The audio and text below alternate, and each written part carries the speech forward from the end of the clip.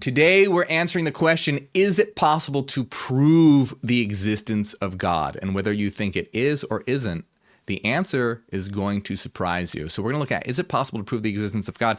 And if it is possible to prove the existence of God, then I will, of course, believe in God. Now, for those who don't know, I'm an ex-Christian. I grew up indoctrinated into Christianity. I left Christianity. I have RTS, or religious trauma syndrome, which is something that can result from leaving an indoctrination, which can have the effects of PTSD or CPTSD or even developmental trauma, in my opinion, for the last one. Now, so the question is, if we can prove that God exists, does that mean that Christianity was right? And if so, should I become Christian again? Should I believe in God? Should I become Christian? Was Christianity right all along? That's what we're going to be answering right now. So, to start things off, I want to take a look at something very interesting. And this is an article on medium.com that says, "I can convince you that God is real. Give me 2 minutes," by Bjorn Bond. Now, I'm going to read a few excerpts from this article from Bjorn. And if you enjoy the excerpts, as always, if you enjoy the excerpts that I read, go give him a follow. Go support him over on medium.com. Now, I've read a couple articles from Bjorn, and Bjorn believes in God. Bjorn is religious. I believe that, if I'm not mistaken, he used to be atheist. And I think, if I'm not mistaken as well, that it was through psychedelic experiences that he came to believe in God. So Bjorn is a bit different than, let's say, your average religious person. However, Bjorn still believes in God and Jesus and miracles and all that sort of thing. So Bjorn says that I can convince you that God is real. Give me 2 minutes. I'm going to read a couple excerpts. And the reason why I'm going to do that is because this is critical in understanding about the existence of God and certain religions like Christianity and their idea of God. So let's dive into this for a minute. And what Bjorn says is, people tend to have a much easier time believing in science than they do God. It makes sense. Science can be proven through experiments and numbers. Now, there's a lot I could say about that, but I want to get to, there's a lot of points that I have to make today. So let me read a little more. So now he says, God, on the other hand, is almost impossible to prove. We can't see him and we can't hear him. However, let me throw a little spanner in the works here. It's well known that energy can't be created. And here's the thing.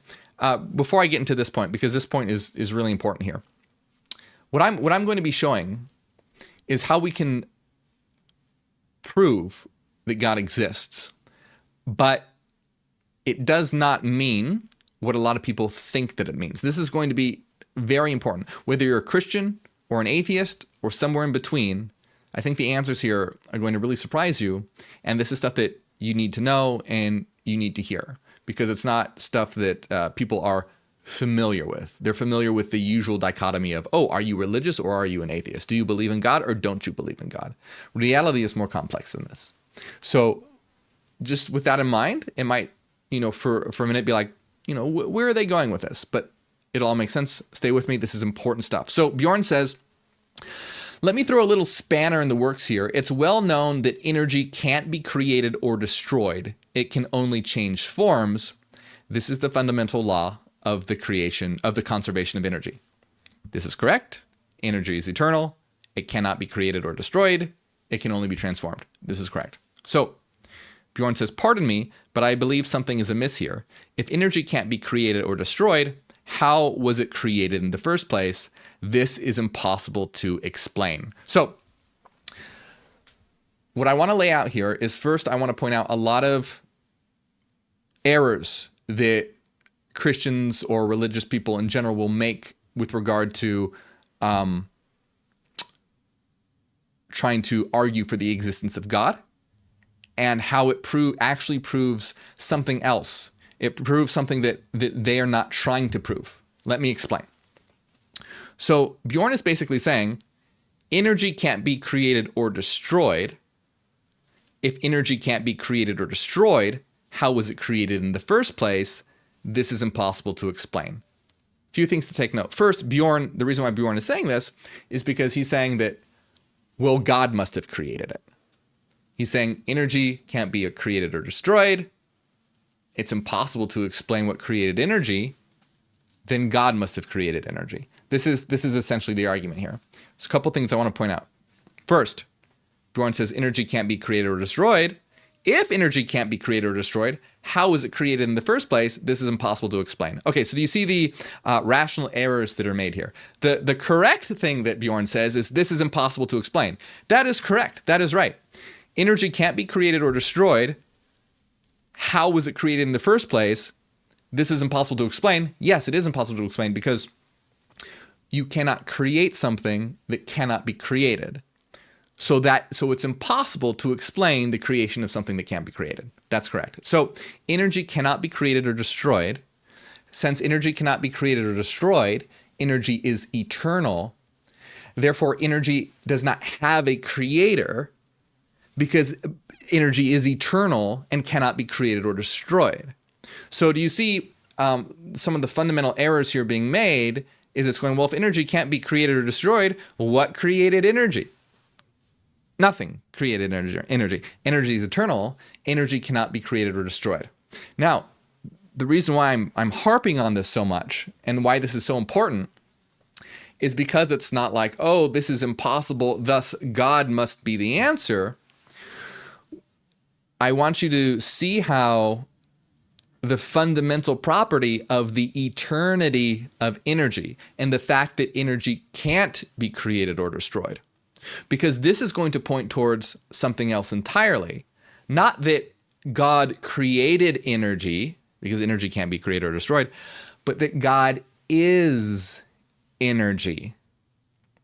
God/energy can't be created or destroyed. What are some of the properties of God? Well, uncreated, eternal, indestructible. These are the properties of energy. Uncreated, eternal, indestructible. So a lot of the times, it's interesting that Christians will actually get close to the truth. Religious people in general get close to the truth, but instead realize that it's the thing that they are describing that is actually God, not some other entity that has to give an explanation for this. So let me just continue here a little further, and this is important. So when we talk about energy, we always want to give a reason for the existence of everything. So everything has to have an existence, okay? So so it's important to understand when it comes to energy, right? What Bjorn is trying to do is give an account for how energy was created, and the answer he gives is God created it. This is coming at the problem from a completely wrong way.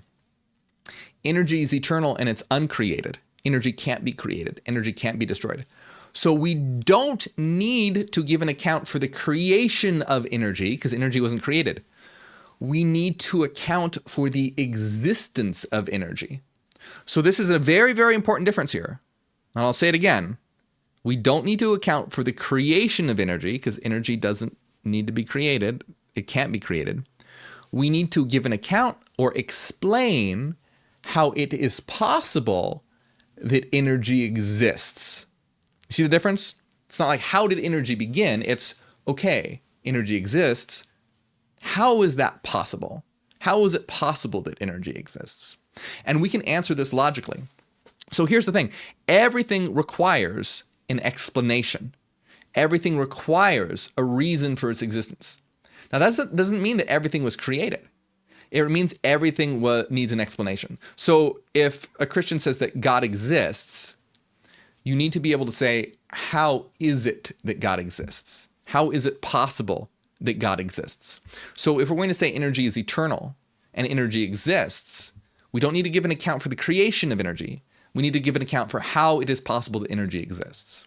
Now, I'll give a short answer to how it is possible that energy exists. There's a short answer to this and a long answer to this, but there's a lot of stuff I want to talk about in this video, so I'm going to give it a short answer. So we know that everything requires an explanation or a reason for its being. Now, this is known as the principle of sufficient reason. The principle of sufficient reason essentially says for everything that exists, there must be a sufficient reason for why it is thus and not otherwise. In simple terms, it means that for everything that has existence, there must exist an explanation for how it is possible that that thing can exist, where the explanation given also has an explanation for the existence itself. Now, some might think that that's a linear infinite regress. It actually isn't, because the principle of sufficient reason is self-grounding and has the reason for its own existence entailed within itself. And the reason for its existence that is entailed within itself was that if it did not exist or did not apply, then impossibility and paradox would occur, and that by definition is impossible, so it must exist. Now, if that all sounded like a mouthful, don't worry about it. If you want to know more about that, I have an entire video dedicated to it on my channel called The Answer to the Greatest Philosophical Question of All Time, where I explain why existence exists and why it must exist and why it has to exist. But my point here, the reason why I bring that up, is because I want to point out the fact that for everything that exists, it requires an explanation. It requires a reason for being. And again, stick with me. If any of this sounds difficult to follow, don't worry, and don't get discouraged. Listening to this kind of stuff is what will elevate consciousness, because these are ideas and concepts that perhaps you may not be used to thinking about. And this is exactly what moves consciousness forward, when you get used to higher ideas, higher modes of thought. So just stick with it and it'll start to come together. So being that everything in reality requires an explanation, meaning you can't just go, oh, well, God exists. No, if you're going to say God exists, you have to explain how God exists. So if you're going to say that energy exists, you don't have to say what created energy, but you have to say how energy exists. So how does energy exist? Energy exists because this is a reality of reason. And the reason why that it is a reality of reason is because everything is dependent on the principle of sufficient reason. And if the principle of sufficient reason didn't exist, paradox would occur, which is an impossibility. And this is known as proof by contradiction. So in simple, very, very quickly, I've done so very quickly. Now, because reality operates in this way, let me explain to you this way. So this is a mathematical reality. Being that it is mathematical reality, what is energy? Energy is expressed as mathematical frequency. So energy expressed as mathematical frequency is a mathematical concept. So energy, like if you want to explain energy, energy is a very undefined concept in a lot of, it's the ability to do work or something along that nature. It's very undefined in most systems, or it's defined very vaguely and not very well. And so if you want to say energy exists, well, you have to say, well, what is energy? Energy is mathematical frequency, waveforms, sinusoidal waves, but not anything physical, mental waveforms, mental energy, mental frequencies, thought patterns, essentially. And so being that it's a mathematical concept, you can think of it in terms of a numerical value. So in terms of mathematics, we can assign a value to energy. And I also just want to say one more time, what I'm explaining right now is something that would literally take hours to explain. I'm doing it in a condensed way. And this is all going to lead to the existence of God and Christianity and all that, I promise. Being that this is a mathematical reality, and it's a living mathematical reality of waveforms, every value exists. Being that every value exists, for every negative value, there is a positive value. Because for every negative value, there was a positive value, the total result is 0. Meaning, essentially, when you have a container of all energy, which is what reality is, it's a container of all energy. When you have a reality of all energy, the total result of that energy is 0. Now, it doesn't mean that reality doesn't exist. It means that it is an infinite container of energy. Now, because this is kind of confused, people think of 0 as empty, we use the term zeta to refer to a 0 that is infinitely full. And this is why we say that we are zetas, or we are zetic minds, because each and every single one of us is an eternal, infinite fullness whose energy components and structure results in 0. So we're a triune concept. We are one infinite zero, a zeta. So, being that all reality is a system of energy that results in zero, its existence is logically necessary because it must exist. To put it in simple terms, it results in zero, and because zero is a mathematical concept, logically it has to exist because it's equivalent to nothingness, not emptiness, but it's a system that is perfectly balanced, and it has to exist. And intuitive way to think about this is if you think about the concept of nothing, and we're equating this concept mathematically to zero. The concept of nothing is something that cannot be created or destroyed. You cannot destroy nothing, and you can't create nothing. It always is. It just is. And it isn't just is because we're positing it as some sort of miracle or anything like that. It's a balanced mathematical logical structure. So long story short, why is it possible for energy to exist? Because energy exists in a balanced system that results in zero, and zero is an eternal concept that logically can exist. Reality is a structure of reason, and the concept of a system of perfectly balanced energy doesn't arise or doesn't create any sort of logical contradictions or any kind of logical paradoxes. It is perfect. Reality is a rational set of all possible and compatible states, also known as compossible. Reality is the set of all compossible states that is exploring all possible transformations of those compossible states. And this is what accounts for movement. This is what accounts for life. This is what accounts for experience. And this is what accounts for subjectivity.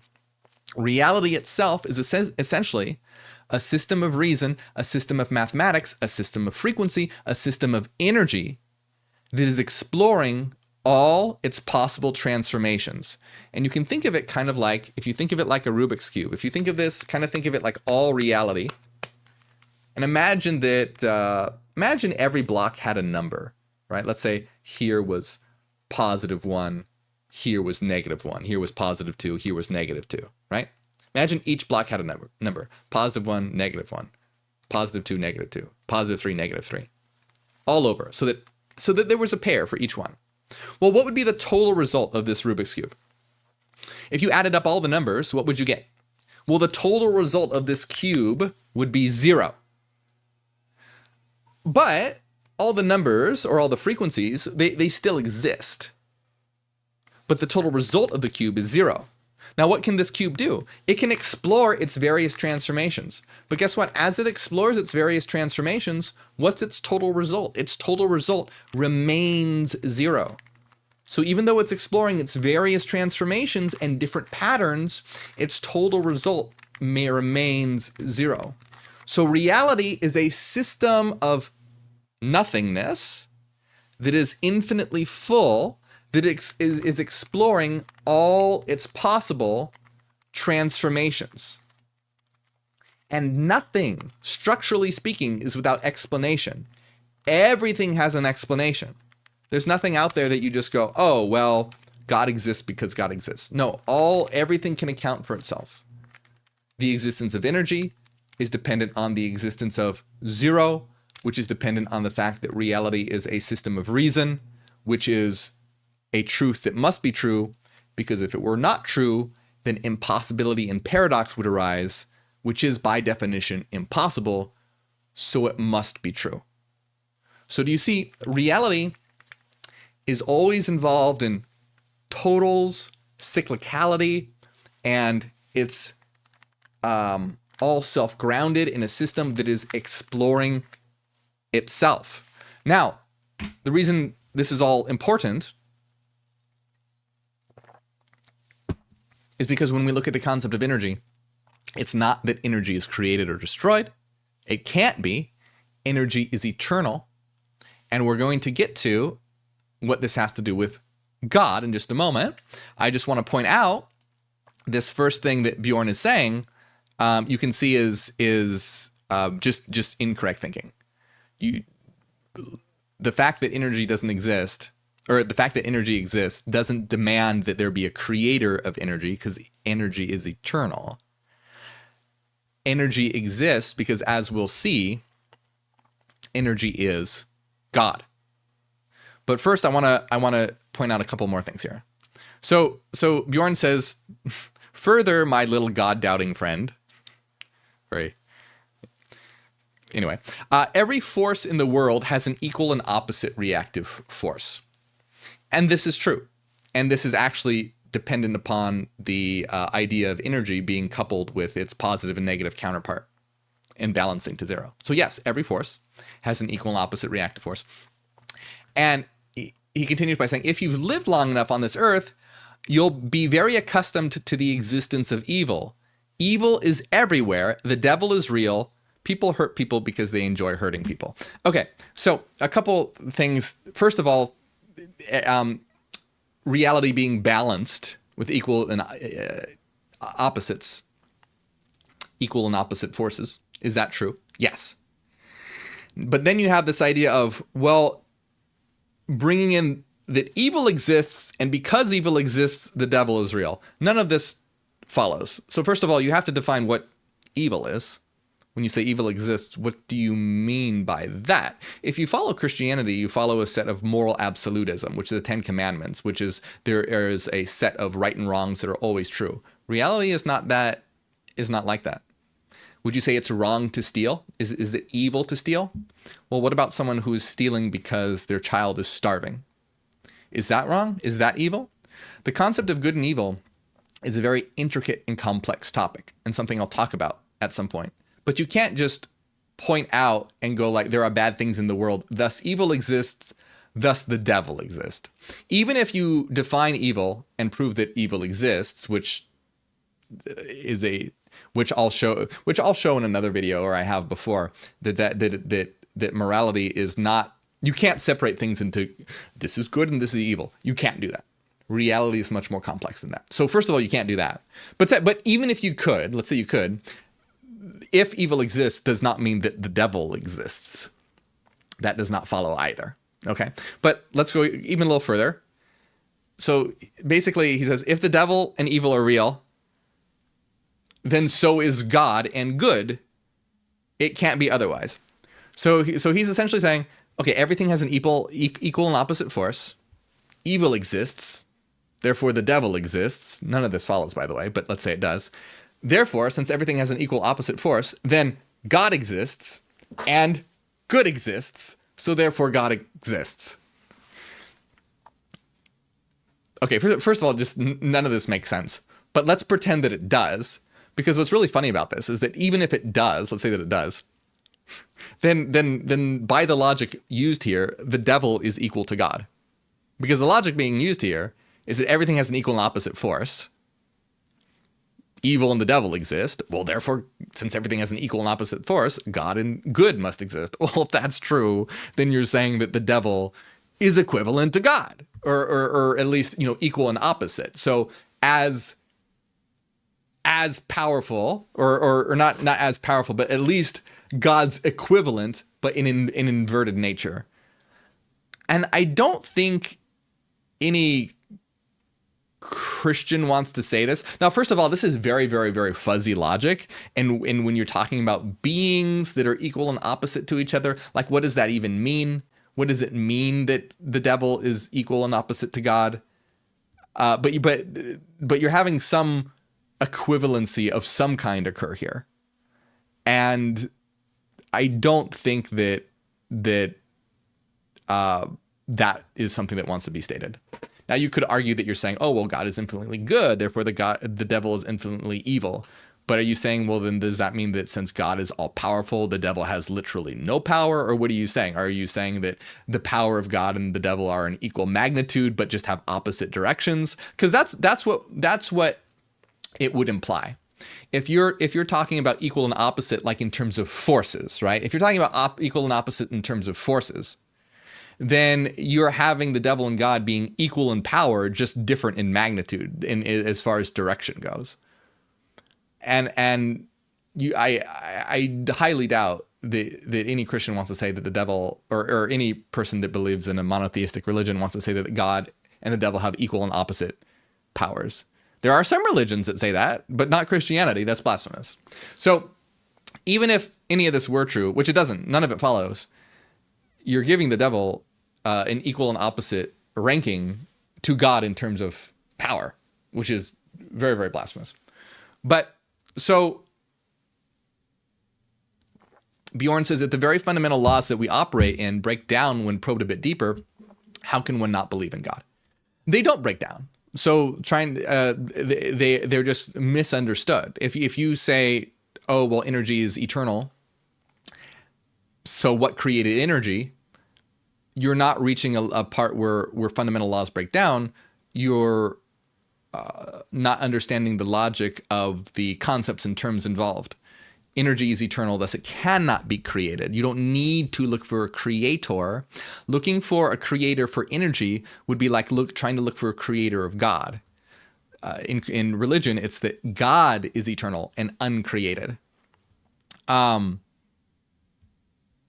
So Bjorn says, call me far-fetched, but when you contemplate the miracle of the universe and how it even came to exist in the first place, the idea that there isn't a God seems ridiculous. Okay, so here's the thing with all this. Does God exist? Yes. Can you prove that God exists? Yes. Does that mean the Christian God exists? No. God is us. Energy is what exists, and we are energy. We are systems of energy that are exploring its various transformations. And we are exploring its various transformations through our diversity and our interactions. So you can imagine us so each and every one of us is an eternal mind, a zetic mind, an infinite and eternal being of frequencies. And before the universe came to be, the physical universe, we existed in a state of identity.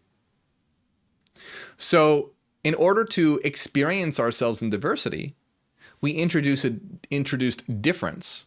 So you could think of it kind of like this, okay? And I know this is, imagine that each and every one of us are one of these Rubik's Cubes. Because what is this Rubik's Cube? Remember how we said each Rubik's Cube has a number on it, and that corresponds to a frequency or an energy pattern, and the total result is 0. So even though the total result is 0, you can change its transformation, right? You can change its pattern without violating the fact that it still adds up to 0. Basically what this means is transformation in diversity is logically possible because it doesn't violate the total result, the total void result. So imagine, since each one of us is an eternal mind, each one of us is a zeta, each one of us is like a Rubik's Cube. So imagine a bunch of these, right? Imagine a bunch of these cubes. Now, each one of these cubes, now this cube only has a certain amount of transformations it can take on, but we are infinitely complex. So we all have infinitely complex patterns that we can take on. But for simplicity's sake, let's imagine that we're all cubes. We're all Rubik's Cubes. And we're all different. Being that we're all different, we're all eternal patterns of energy. Or not because we're all different, we're eternal patterns of energy, but we are all systems of eternal energy, okay? So each one of us is an eternal mind. We're all eternal. None of us can ever be created or destroyed. We're all eternal. We're all exploring our different patterns. I should get more Rubik's Cubes so I can explain this actually so you can see them. But so you have each one of us as one of these cubes exploring its patterns. What makes each one of us unique? Each one of us is unique because we have a different pattern, which is why we should celebrate our diversity, by the way, which is a great thing because we can learn from each other. And it's a great thing to be able to experience different patterns and learn from each other in our different patterns. But now I want you to imagine that all the cubes, imagine you had a bunch of cubes here. Imagine they all had the same pattern. So imagine that they're all solved. So every cube is now the same, but you can still tell them apart, right? Because it's like, oh, well, there's one there, and now there's one there, and now there's one there, and now there's one there. But imagine And I know this is not possible in the physical domain, but I want you to imagine, and this is sort of a metaphor, but this is something I'm trying to get across here. Imagine that every cube has the same pattern. They're all solved, but not only are they all solved, imagine that they have all the same location. I know you can't do that because you can't, this is a localized reality, but imagine that you could. Imagine that all the cubes, you had, let's say 100 cubes, all in the same place, all with the same pattern. Well, it would appear as one cube, wouldn't it? So you would say that all the cubes are in identity. So if I was really actually holding 100 cubes here that were all solved and all on top of each other, someone who came in and looked at this would think I'm just holding one cube. But there's actually 100 cubes here, but they're all in identity, so there's no difference. So it is as though there is one cube. So why am I explaining all this? Because this is the state before the Big Bang. This is the state before the physical universe was created. All minds, all zetas, all beings, all souls of infinite energy existed in the state of identity. Thus, it were though they were one, but of course they still exist in multiplicity and potentiality. So what happens is that in order for this, and this is, by the way, this now is God, okay? Of course, this is a metaphor. Literally, a Rubik's Cube is not literally God, but you know what I mean. This state of energy in identity, in perfection, is God. This now diversifies itself. As soon as diversity is introduced, as soon as difference is introduced, now you have multiple unique existences as they take on different locations and different patterns. Now, of course, they aren't going to remember, this is highly metaphorical. They're not literally taking on different locations. I'm just doing that so that we can remove difference in this metaphor. So it's not like they're literally taking on different physical locations. Minds aren't things that are floating out in space somewhere. They exist in a mental domain as mental patterns. But when now you could imagine that difference is introduced by taking unique locations and the patterns start transforming. Now you have diversity. This is now God. I don't like using the term God, by the way. I use the term the absolute. This is God, or the absolute, now having multiple, a diversified experience. Where it was a singular experience before, an experience that was identical, now you are having a multiplicity of experiences. This is us, because this is what we are. We're all eternal minds. This is us as the absolute, exploring ourselves in diversity from a multiplicity of unique viewpoints and experiences. So God exists as the absolute, which is us, exploring ourselves as energy in varying patterns. And all of this is possible because it is logically necessary. Energy requires no creator. It cannot be created or destroyed. It's logically necessary by the fact that its total result is zero. And this is a logical and rational reality by the principle of sufficient reason, which has its ground for its own being within itself. It's self-grounding and it has its own explanation within itself. In that sense, it's cyclical, but in a positive way, not in a negative way. This is a cyclical reality. It's self-reinforcing and self-explaining. It has aseity. It's self-grounding, and this is the fact that if it did not exist, then impossibility and paradox would occur, and that, of course, is not the case. That is an impossibility. So, God exists, and you can prove the existence of God, which I have done here in a very quick way and in a very intuitive way. and a very metaphorical way to try and get across a very complex idea in a short amount of time. But you can understand this more fully in some of my other videos. Like if you really want to understand this video, there's a video I did that's like an hour and a half long called The Answer to the Greatest Philosophical Question of All Time that really starts to dig into the details there. But the important point to remember here is that a lot of Christians or a lot of religious people try to explain the existence of God by saying, oh, look at this thing that's eternal and perfect, like energy or mathematics. They often get to energy or mathematics, and then they go, oh, it's so strange how energy and mathematics is so eternal and perfect. How can that be? It must be that God created them. No, it's not that. It's that they're eternal and perfect because that is God. And so they get very close, but they miss it. And not only do they often miss it, but they also make a huge leap. Just because, let's say, you prove the existence of God, what's really being proved here? You're proving the existence of an eternal, necessary entity, not even or force, that is the ground upon which all things rely. That's energy. That's us. That's what we are.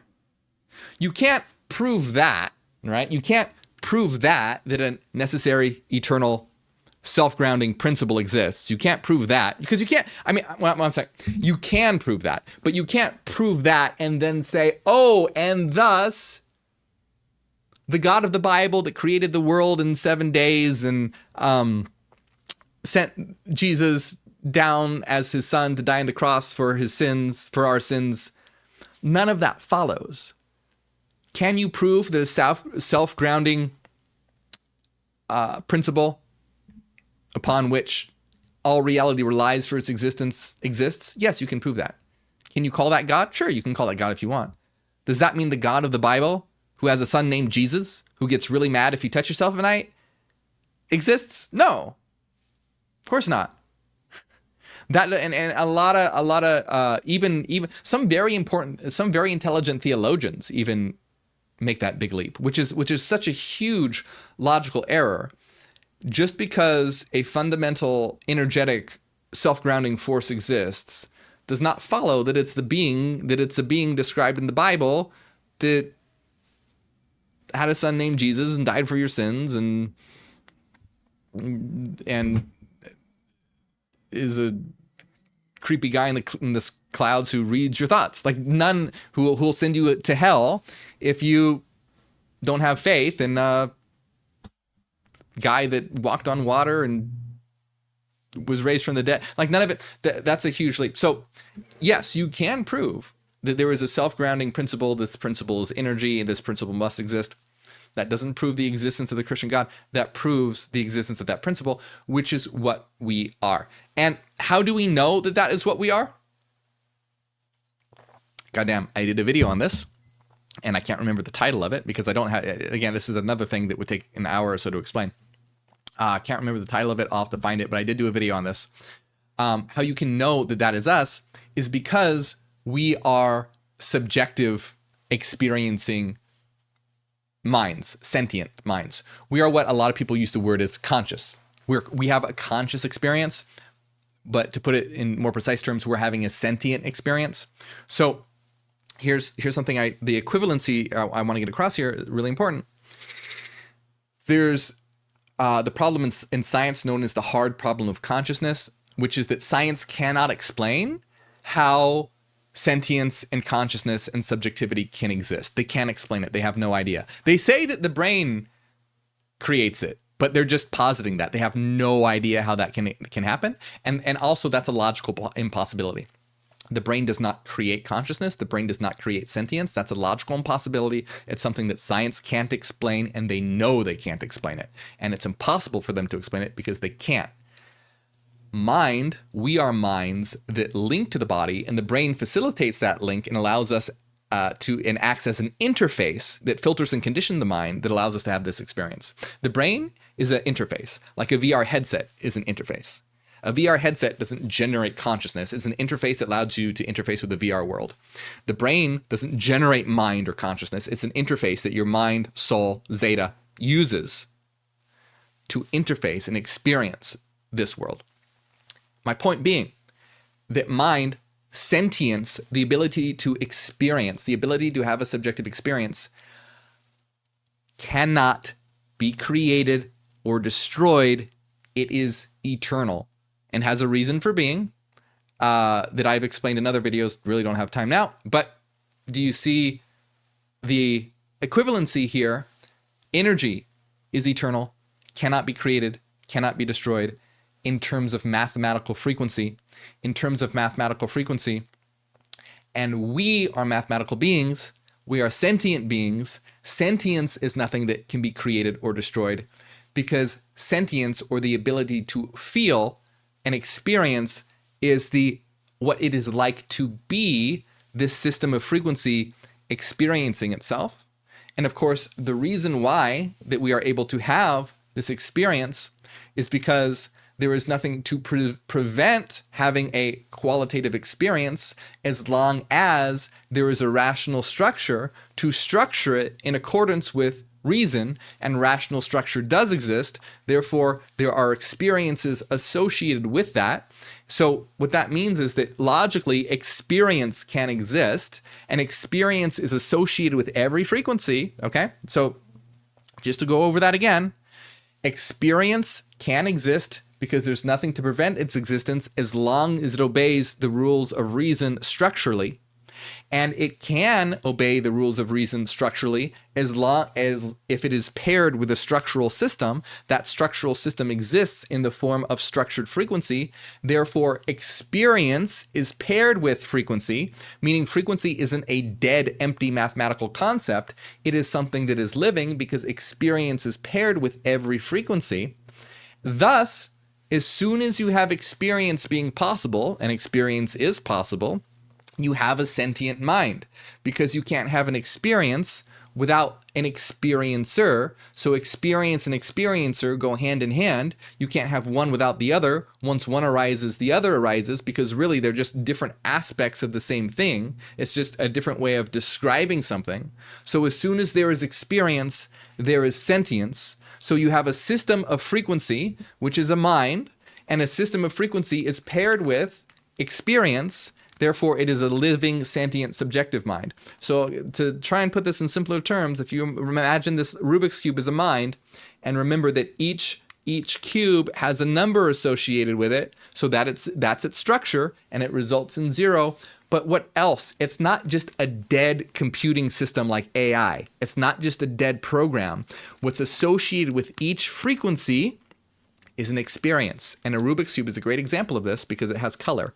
So it's not just an empty conceptual 1 or an empty conceptual 2 or an empty conceptual 3. There's a red and a blue and a green. There's an experience paired with it. So you have this system, okay? You have a system of evolving, transforming energy. Not only do you have a system of evolving, transforming energy from the structural aspect, but it's a system of transforming, evolving experience, which is why it's a mind that is sentient. So looking at it structurally, it's a mathematical system that is structuring itself and exploring its various patterns. But it's a living system of experience as well, because there's a qualitative experience paired with it. And this is a mind, because as soon as you have a structured system of experience, that is the definition of what a mind is. And you have that, and this is why we are all sentient beings, because we are these frequencies that are units of pattern, experiencing its own pattern. You can imagine when this Rubik's Cube is solved, completely solved, right? That would be like your patterns being in a completely a constant, just a singular amplitude. You can imagine it just being a singular amplitude, just like imagine like a song being brought down to a single tone, like a do. You would just have an experience of what is likely just blank white source. But once difference comes in, you can think of that like a beat or something. Do, do, do, do, do, do, do, do. And now you're having a more diversified experience, and that can result as we don't know exactly like what that will be, but now we're having an experience of some kind as a sentient structure that is its own structure exploring itself. So now you're entered to do, and you're getting complexity, you're getting diversity, and we start building that song and symphony of existence. So, long story short, Christianity is a bunch of bullshit, and we are God. We can prove the existence of us as God because we can prove the existence of energy, the existence of mathematics, the existence of qualia, the existence of sentience, the existence of frequency as all being eternal and logically necessary. And that's what we are. Consciousness or sentience cannot be created or destroyed. And energy cannot be created or destroyed because sentience is just the experiential side of energy. Sentience, the ability to experience, is what it is like to be energy. So energy, never created or destroyed, it's eternal. Sentience, never created or destroyed, it's eternal. Because they're just they're two sides of the same coin. And that's why science can never explain how the brain creates sentience or consciousness, because sentience/consciousness is not something that is created. It is something that is eternal, that has always existed, which is what we are as eternal, sentient minds that existed in an identity that is now exploring ourselves through a multiplicity of viewpoints and diversities and transformations, which is why it is important to celebrate our diversities, celebrate our transformations, and realize the whole reason why that we're here and doing this is to be able to have an experience together that is engaging and interesting and meaningful and purposeful. If we were all exactly the same, it would be a really fucking boring existence. And that is why God, the Absolute, which is us, diversified itself, because it'd be really damn boring to just sit there in identity for eternity. So we want to explore our diversity, explore our differences, but learn from each other as well. Because, of course, as we go on, we'll become more synchronized and we'll become more in tune. But there's a long pattern of doing this. Right now, the world is disharmonious. There's in a lot of disharmony. And this is like people trying to take people's rights away. And these are like everyone playing very discordant music. But we can all get in the same page when we're playing beautiful music together, where we're all playing our own songs and we're all learning from each other. But these create overall song which is in harmony with each other, and we're creating a beautiful world of experience. And that's why, like I said, we are here to create a new beginning, and that's what the Neogenian is all about. We are here to create a new humanity, a new earth, and a new consciousness. It all starts with consciousness. We need a transformation of consciousness before we can have a transformation of the world, because a new idea for a new world has to be there first before a new world can be created. People want a new world, and a new world is coming. But it's coming because of us, because we are the creators of that world, and we are the new beginning, and we are Neogenians. So, long story short, Christianity, no, false. Is Christianity right that God exists? Yes, but God is us. Christianity is wrong about how they interpret God, how they define God, how they give attributes to God. We are God. We are the Absolute. We are the all. And all it takes is knowledge. Just like the serpent in the Garden of Eden. Eat from the tree of knowledge. What did the serpent? Eat from the tree of knowledge, and you will be like God. We're God. It's just time to know it. It's time to wake up to that fact. It's time to realize it and create our world right here and right now. Because God's transform, create, and experience their creation. Let's transform and create this world into something that will be magnificent to experience. We can create our garden right here, right now, in which no fruit is forbidden, but knowledge is given to all. So it's very critical to remember. It's not about, and this is this is the last thing I'll say, a lot of New Age systems, a lot of occult systems, not all, but a lot, are escapist. Oh, it's about escaping the cycle. It's not about escaping. It's not about running away. It's not about reaching nirvana, which means extinguishment. It's about tapping into your power to be the God that you are, create, transform, experience, and nurture. We all have a role to play in this symphony, and we all have a part to play in the creation of a new world. We're not here as observers to watch it. We're intricate and integral parts of this creation, which is our creation. So, a lot to unpack here. Recommend watching this video multiple times. As usual, I don't expect this video to do very well. Videos like this that are more complex and involved, usually most people don't watch them. They get bored. But if you made it this far, I have a lot of respect for you. Even if, let's say, you didn't understand most of it, don't worry. Because you made it here, you are really dedicated to trying to understand these concepts. And these sort of videos are the most important.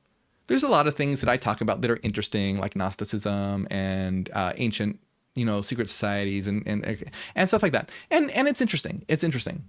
And there's a lot we can learn from it symbolically and more metaphorically, absolutely. But this is the important stuff. This is the real, this is the stuff that once you can start to understand, your consciousness will evolve. Why? Because these are hard concepts to understand. And when you understand them, you are literally elevating your consciousness. But you have to understand them. You have to really begin to understand why it's true, not just believe it because I say it. We don't want that. We don't want dogma. We don't want faith. It's about learning yourself what these concepts mean and why they're true. That's what evolves your consciousness, because then pieces start falling into place. You're working out your mind because you're having to think in new ways that you haven't thought before. This is how you elevate your consciousness. Right now, we're engaging in metacognition, thought thinking about itself. When thought thinks about itself, it engages in metacognition and gains higher and higher levels of awareness. So if you made it this far, congratulations. I have a lot of respect for you. And feel good about yourself, because know that a lot of people probably got bored like 30 minutes ago. So anyway, seriously. And for those of you who watch this stuff, like, this is a real big part of why I do what I do. This is the important stuff. This is the meaningful stuff. So my friends, I hope you enjoyed it. I have a lot more videos. I recommend checking out the one called the Answer to the Greatest Philosophical Question of All Time. And if you enjoy my work, consider supporting on Patreon. We have members only videos. We're having a members only video right now, actually, that's about how to understand metaphysics rationally, unlocking the metaphysical domain. So if you support over on Patreon, that's the best way to help out. Remember never to feel obligated. Don't feel like you have to support. Don't feel like you must support monetarily. You don't have to. I never want anyone to feel pressured, but it helps out a lot. Watch out for scams in the comments. There's a lot of scammers out there. I'd never ask you for your WhatsApp or your Telegram. There's also a lot of bullshitters and groups out there that don't want this information to get out. So there's a lot of disinformation and misinformation going on around about me and what we're doing here. So be smart, use your reason, don't believe the bullshit. And yeah, thanks so much for watching, my friends. I want to give a shout out, big shout out to everyone who supports. Thank you so much to Renaissance Fairy, Cassidy, Angela, Fairies of Venus, DB, William, Enki, Nuselina, everyone else. Thank you very much. You can support by going to Patreon right here or hitting the join button right below this video on YouTube.